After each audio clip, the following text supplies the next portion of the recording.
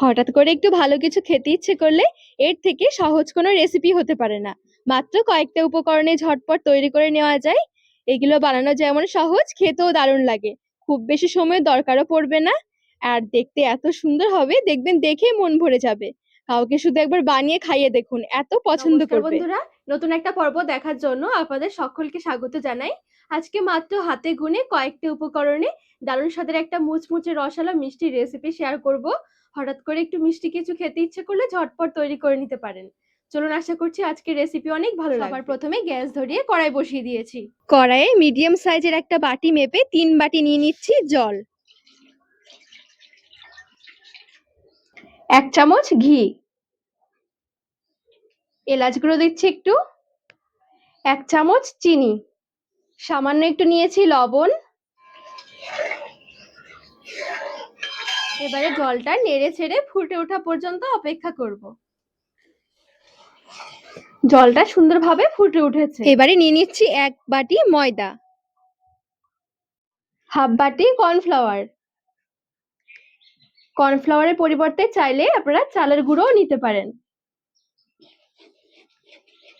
ভালো করে এবারে মিশিয়ে নেব।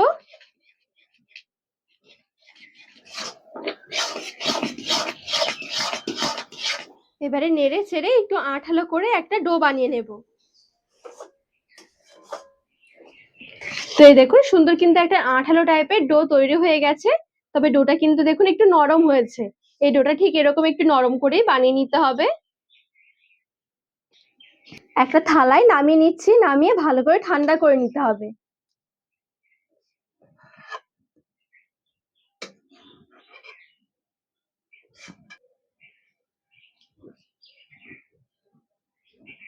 এদিকে ডোটা নামিয়ে রেখেছি, কিছুক্ষণ হয়ে গেছে। হালকা একটু ঠান্ডা হয়ে গেছে। আবার এখানে পুরোপুরি ঠান্ডা করলে হবে না, একটু গরম থাকতে থাকতেই ডোটা মেখে নিতে হবে। এবার হাত দিয়ে যতটা সম্ভব একদম মসৃণ করে ডোটা মেখে নেব।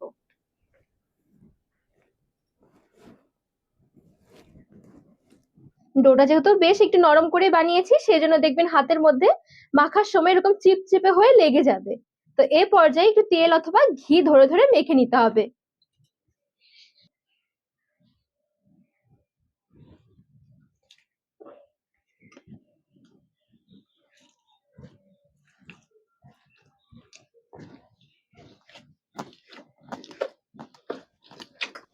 তো এখানে বেশ সুন্দরভাবে অল্প অল্প করে তেল ধরে ধরে আমি ডোটা একদম মসৃণ করে মেখে নিয়েছি।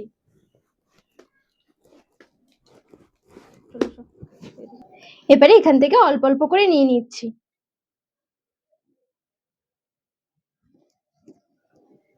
প্রথমে একটু গোল করে নিয়েছি, 2 হাতের মধ্যে নিয়ে এভাবে করে একটু চ্যাপ্টা করে নেব।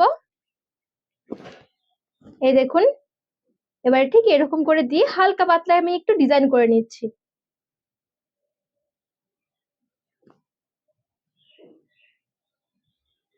এই দেখুন, ঠিক এইভাবে করে আজকের মিষ্টিগুলো আমি তৈরি করব। সেম ভাবে আমি আরো একটা তৈরি করে দেখাচ্ছি।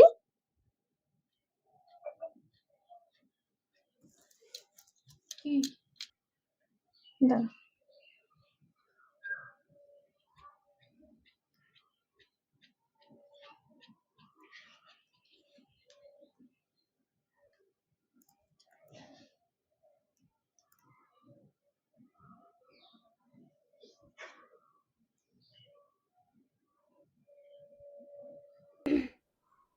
তো বাদ বাকিগুলো ঠিক এইভাবে করে তৈরি করে নেব।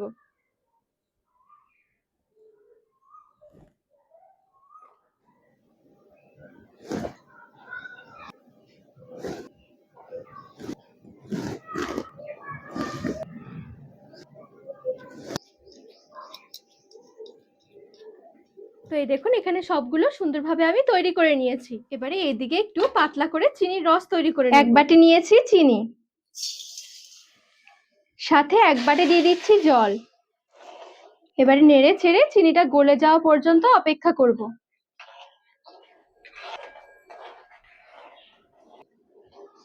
এই দেখুন, এখানে সুন্দরভাবে রসটা ফুটে উঠেছে। এবারে 1 মিনিটের জন্য একটু এভাবে করে ফুটিয়ে নেব। খুব বেশি ঘন করা যাবে না এই রসটা, আবার খুব বেশি পাতলাও হবে না।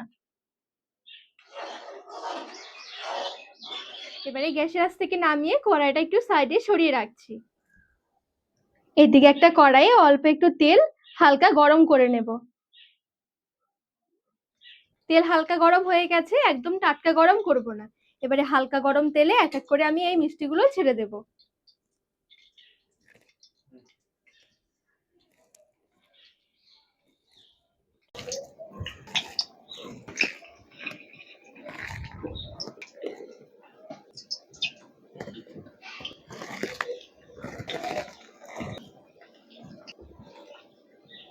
বেশ কিছুটা আমি মিষ্টি তেলে ছেড়ে দিয়েছি, একবার আবার অনেক বেশি একসাথে দিয়ে ভাজা যাবে না। এবারে গ্যাসের আঁচটা মিডিয়াম থেকে লো আঁচের মাঝামাঝি রেখে সুন্দর করে এগুলো ভেজে নিতে হবে। আর কাঁচা অবস্থায় খুব বেশি নাড়াচাড়া করা যাবে না, তাহলে কি আবার এগুলো ভেঙে যাবে। আর দেখুন এখানে ভাজতে ভাজতে কত সুন্দর একটা শেপ নিয়েছে, অনেকটা কিন্তু পপকর্নের মতন দেখাচ্ছে।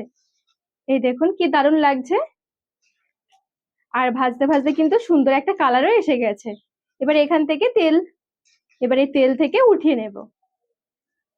সাথে সাথে নিয়ে নিচ্ছি চিনির রস।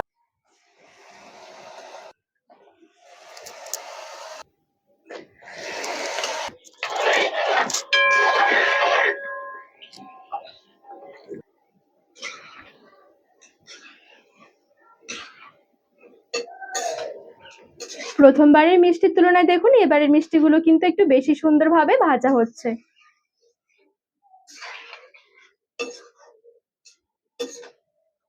এগুলো ভাজতে ভাজতে দেখবেন এমন সুন্দর একটা শেপ আসবে, পুরো পপকর্নের মতন দেখাবে।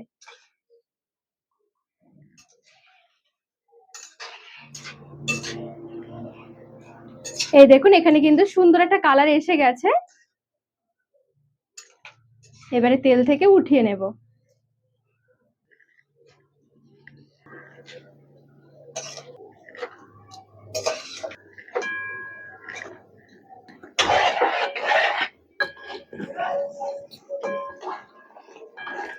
চিনির রসের মধ্যে মিশিয়ে নিয়েছি, মোটামুটি 2 থেকে 3 মিনিট হয়ে গেছে।